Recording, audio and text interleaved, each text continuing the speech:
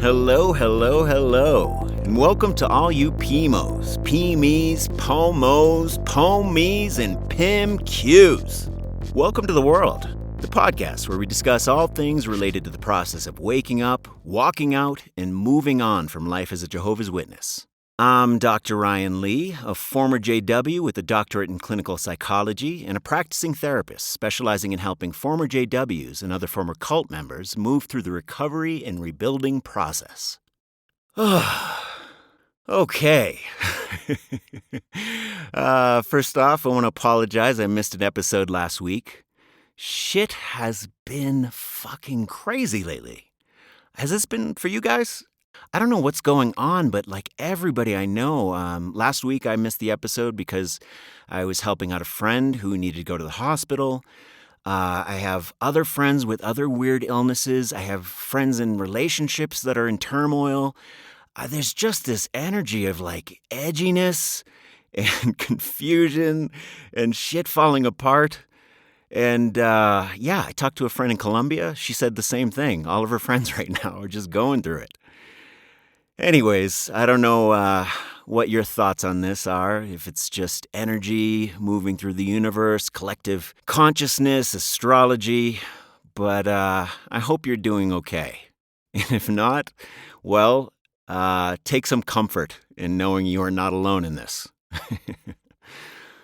Okay, so let's get to today's topic. What is it? Yes, the grand art of people-pleasing. Something that we as ex-JWs have mastered to perfection, also known as the incessant need to be nice. To be seen as a good guy or a good gal, which in JW context means you're expected to never want anything, never need anything. It means you're always putting other people's needs before your own. Always being chaste without any sexual thoughts or motivations.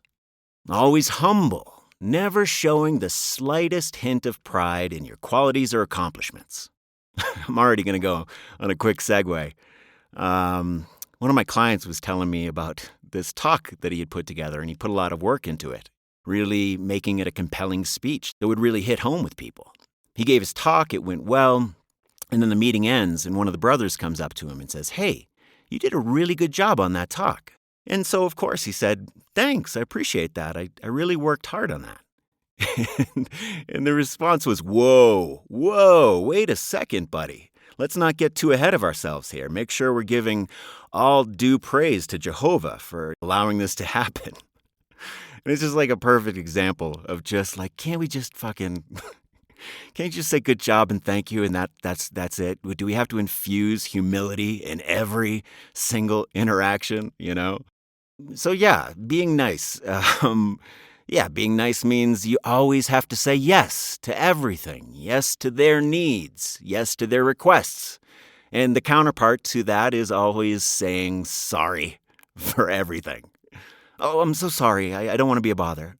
I wouldn't want you to go out of your way. I don't want to be any trouble. I'm sorry. I'm so sorry that I exist. I know that must be such a terrible burden for you to have to share the air with me." I'm guessing a lot of you identify with that. So the overall picture, the overall result of this niceness is you end up being a neutered, milquetoast doormat, devoid of any signs of spontaneous life. But, you're so nice. You're such a nice guy. Oh, so fucking nice. Ugh. Any of this sound familiar? And the truth is, you do need things. You do feel anger. And you should feel pride for your accomplishments. And you know what? Sometimes you do want to take that last cupcake for yourself.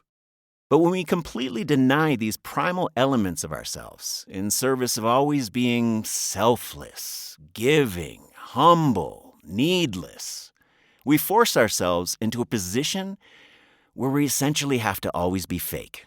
Because the truth of the matter is that you're never really a truly selfless person. That's not really possible. We've only just mastered the techniques for appearing so. Anyways, this is what we'll be devoting our time to this episode and next week. And fair warning, we're not going to get to what to do about the problem of people-pleasing in this episode. We're actually going to spend a lot of time getting real up close and personal with really understanding why people-pleasing is a big problem. You may be vaguely aware of some of the ways in which people-pleasing doesn't serve you. But in order to really change, we really need to understand the ways in which it is serving you, or at least seems to be serving you. So yeah, we're going to dig deep and really take a hard look at this nice guy persona that you've been holding and why it's just gross and awful. Okay, so buckle up. First off, I want to start by talking about the ways in which people-pleasing is reinforced by JWs and how it's so pervasive in the environment, in the culture, in so many different ways. Now, I think I mentioned this before about the difference between intrinsic and extrinsic motivation, but in short, intrinsic motivation is when we are self-directed according to our own desires, and that we are the reference point when we are trying to evaluate whether we're doing the right thing or the wrong thing or whether we're making progress. We're our reference point. Extrinsic motivation, on the other hand, which is the modality highly preferred by JWs, is where your behavior and your decisions are made always in reference to an external source. And the primary goal is to acquire external validation and approval. In other words, pats on the head for being a good little boy or girl. This is the primary modality Jehovah's Witnesses operate under. And that's paired with this never enough mentality. I'm sure you guys already know what I'm talking about, where they're always wanting more field service, more Bible study, more meeting participation. And then when you inevitably start feeling depressed and burnt out and lacking in motivation, of course, their first assessment is, well, you must not be doing enough. You just got to do a little bit more of that stuff. Then that'll get you there. And then trust in Jehovah. We good? And then, of course, there's this pervasive glorification of selflessness and overgiving. How many times have we heard that story of the poor widow who put in only 2 small coins? But the truth is, she gave more than all those rich people. This woman is very poor, but she gave all she had. It was money that she needed to live on. This is garbage. This is just stop it. That's just terrible thinking. You're not going to be much good at the local quick build that you helped fund when you're too malnourished to hold a hammer, But that's not the mentality. And there's just so much applause and accolades for the selfless people we appear to be. The more destitute and down and out, the more praise. And all that applause, it's nice, I guess, for a second. You get external confirmation of something you don't feel secure about, which is that you are, in fact, a good person. But here's the thing. It's never quite satisfying. You get that dopamine hit, but it fades quickly. Because on some level, you know that their validation is not really a reflection of who you really are. And ultimately, it's not even really what you want. Nobody wants to endlessly perform tricks in order to continually validate that they are, in fact, a good person because everybody says so, What we all really want is to be seen, accepted, and loved for who we truly are, warts and all. This desire is universal, and it's something that we will never, ever, ever, ever receive in an organization like the Jehovah's Witnesses. Because the entire understanding of you as a person is that who you really are at your core is sinful and bad. And the only value you have is the degree to which you abandon and reject all of those authentic parts of yourself in service of what you can do to further the needs of the JW machine. Okay, so to close out this section, and before we continue tearing people-pleasing apart, let's just take a second. Authentically, let's take a second and really honor and appreciate our ability to people please. Now, of course, we're in the process of letting go of this part that no longer serves us. But it has served us. Our ability to people please has kept us safe in an unsafe environment. It's a pattern of behavior that has helped shield us from unwanted criticism, judgments, and rejection. It was a coping mechanism that has allowed you to endure in a culture that you depended on for your survival. So yeah, thank you. Thank you, people pleasing. Thank you for keeping us safe through some very turbulent and difficult times. You have done a great job. Thank you, people pleasing. And it's okay to rest now. You've done your job. Okay, so you might be saying, come on, Ryan. I mean, it's nice to be nice. Shouldn't we all try to be nice? Wouldn't the world be a better place if we were all nicer? No. No, it wouldn't be. Being nice is exhausting. It's unhealthy. And let's be clear, kind is good. It's great to be kind. Nice, on the other hand, is toxic. And there's a big difference. We'll get more into that in part 2. But first, let's dive even deeper and take a real close look at why being this nice robot is slowly killing you. I've outlined about 5 areas where this is particularly toxic, corrosive, yuck, blech. Number 1, being a people pleaser results in loss of authenticity and disconnection from your true self. Constantly putting others first means you neglect your own needs, your own feelings, and your own opinions. And this inevitably leads to a disconnection from your true self. When you're always adapting to meet others' expectations, it's hard to know who you really are or what you genuinely want in life. I can't tell you how many times I've heard from clients something to the effect of, I don't even know what I want. What am I supposed to want? What is a good thing for a person to want? You know? In other words, they're just looking for an external source to tell them what their deepest desires should be. And this issue pervades so many areas of life. How many of you out there, whenever there's a question where you and a friend or a romantic partner should go out to eat or what movie to see, your default response is, well, whatever you'd like to see, or wherever you want to eat. Or even a bolder version is, I kind of like this place, but if you like some other place better, I'm fine with that. I'm fine with whatever. You know what? Why don't you just tell me what I should want, and then I'll want it, okay? Deal. Great. So, now, in moderation, compromise is a healthy form of give and take. You know, sometimes you pick the movie, sometimes I pick the movie. But if this is always your default, and usually this is something that plays out in most areas of your life, then this is super unhealthy.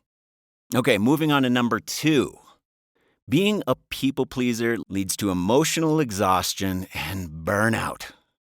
Trying to keep everyone around you happy is emotionally and physically exhausting. When you always choose other people over yourself, you end up in this permanent state of depletion.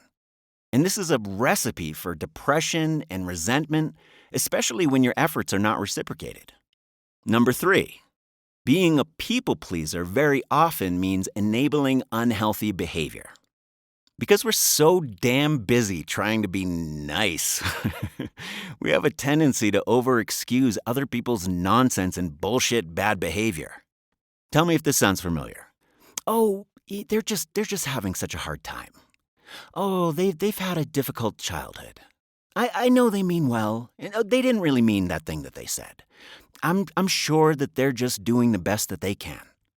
Now again, in the right context and in moderation, this can be compassion and can be an act of kindness.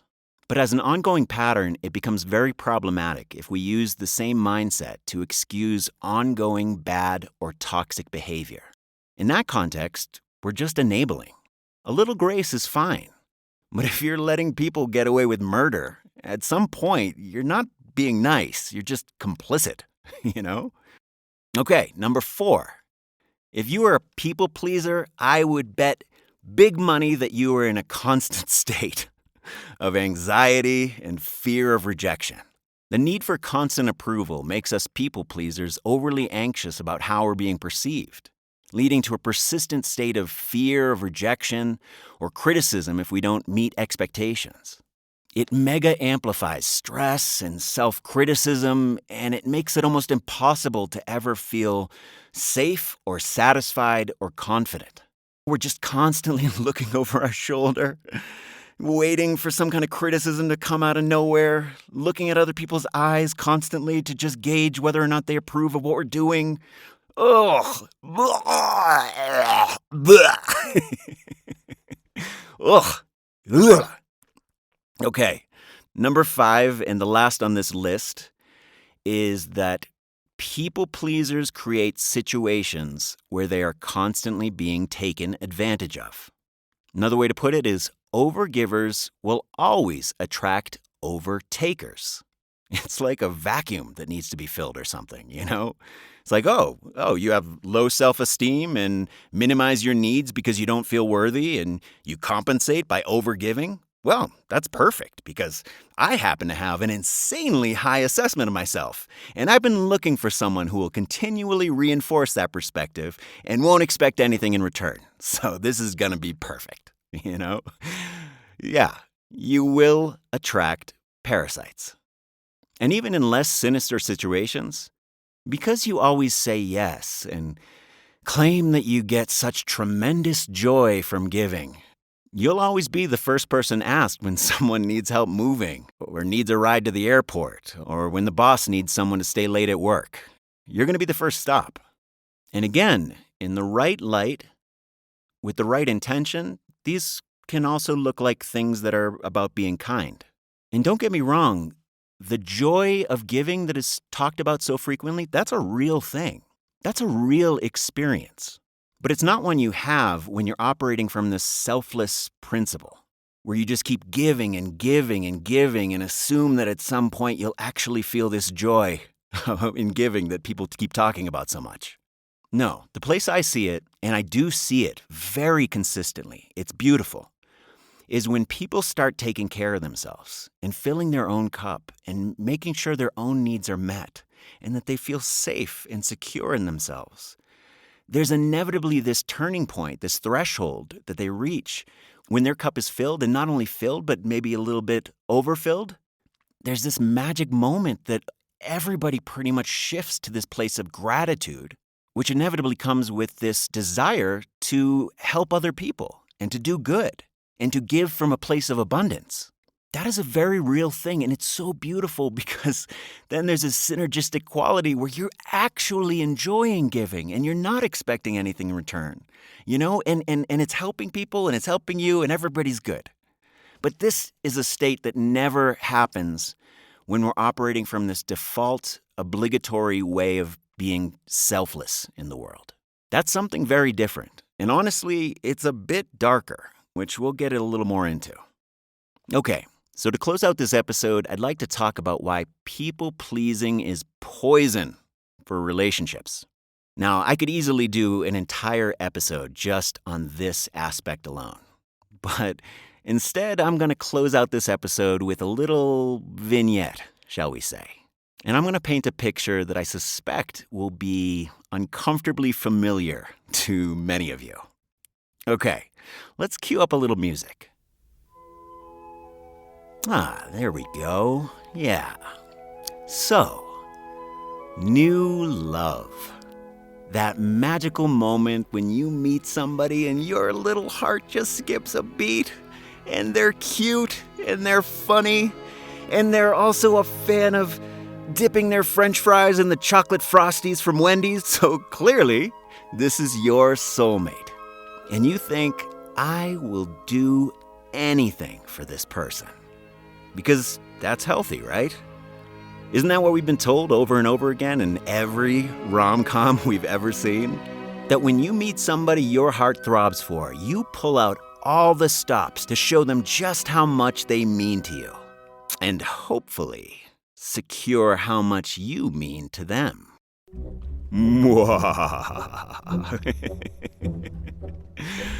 Oh, and it starts off innocent enough. Oh, you like breakfast in bed? You got it, honey. You like flowers? I'll tell you what, I'll do you one better. Let me plant you an entire rose garden.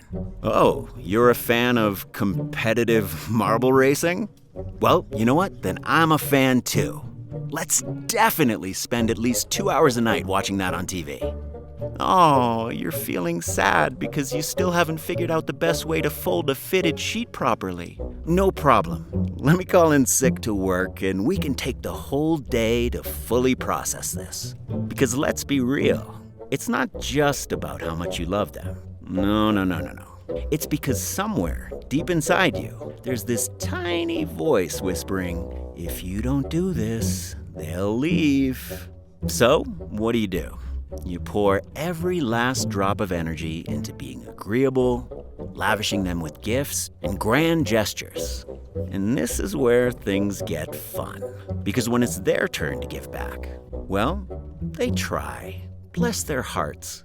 Oh, thank you so much for this mug. What does it say? It says, live, laugh, and love. Oh, you know me so well. I do enjoy living and laughing and loving. Yes. Oh, but it doesn't quite hit the button, does it? Because deep down, we know they're not really motivated by the joy of giving. Maybe a little bit. But mostly, it's by a feeling of obligation. A desire to rebalance the cosmic scales. And when this is the primary motivation, the gift and the energy behind it will always feel a bit uninspired. And instead of stopping to reflect, instead of thinking, maybe I'm doing too much. Maybe I'm overwhelming them. Or maybe they're just not capable of matching my energy. No, that can't be right. Maybe they just don't love me enough. Well, that would mean I'm unlovable. No. We mustn't think of that. Clearly, there must be something I'm doing wrong. Obviously, I'm not doing enough. Yeah, that's it. Maybe if I do even more, I'll finally get that big, dramatic response I've been waiting for. Yeah, that's it. It's time to double down. Bring out the big guns. More grand gestures. More gifts. More everything. Whatever you want, baby. Your life is more important than mine. Meanwhile, your partner is feeling suffocated, and they can see it in your eyes. They're never going to be enough for you. No matter what they do, it'll always fall short of the love bomb you're dropping on them every single day. And this is where resentment starts to brew. But no, that can't be right. No, I must not be doing enough. I just have to try harder. More gifts, more gestures, more. You're buying them presents for made-up holidays. Happy 3-month anniversary of that time we saw a squirrel together. I bought you a boat. And it just keeps building until you finally realize the system is rigged. You've been scammed. Played for a fool. After all you've done for them, they've given you nothing in return. What about me? What about my needs? When is it my turn? Aha! See? You weren't so selfless after all, were you? No matter how much you tried to convince yourself that you were this selfless saint of love, deep down, you were expecting something in return. And why? Because you're a person with needs. And that's okay. It's okay to have needs. It's okay to express them. And it's okay to directly ask for those needs to be met. And we can do that directly. We can just say them. And all this chaos we created, that's what happens when you deny these 3 basic facts. Number 1, you are a person with needs, and that is okay. Number 2, you are lovable as you are, and you do not have to do anything to earn it. And number 3, perhaps most importantly, you can't love someone into loving you back. It just doesn't work that way. So, maybe just chill out a little bit. Okay. I know I kind of beat the shit out of you guys, all you nice guys and nice gals out there. And for the record, I am not a hypocrite. This is something I work on myself. I still work on. It still comes up. It still pops up its ugly head. And I find myself giving way more than I should be giving because I really just want love and appreciation. So I'm there with you. I get it. It's a lot. But it is an ongoing process that we are all going to keep aspiring to get the fuck out of. And yeah, I know I've dumped all this shit on you and haven't given you any useful guidance on how to break free from your people-pleasing ways. But fear not, my friends. I will not leave you hanging. We have another full episode coming out next week where we will dive into this mess. And I will personally give you a 135-point plan for ditching the nice guy routine in favor of blossoming into the full-blown, egomaniacal, selfish prick you've always wanted to be. Okay, I'm playing. That's definitely not the destination. But we will absolutely find some ways to infuse a little bit of chocolate and strawberry to that 10-gallon tub of expired vanilla you've been drowning in. Okay, that's all for today. I hope you found it helpful. I'm sure you're like, yeah, it wasn't really that helpful. It just sort of made me feel bad about myself. Thanks, Ryan.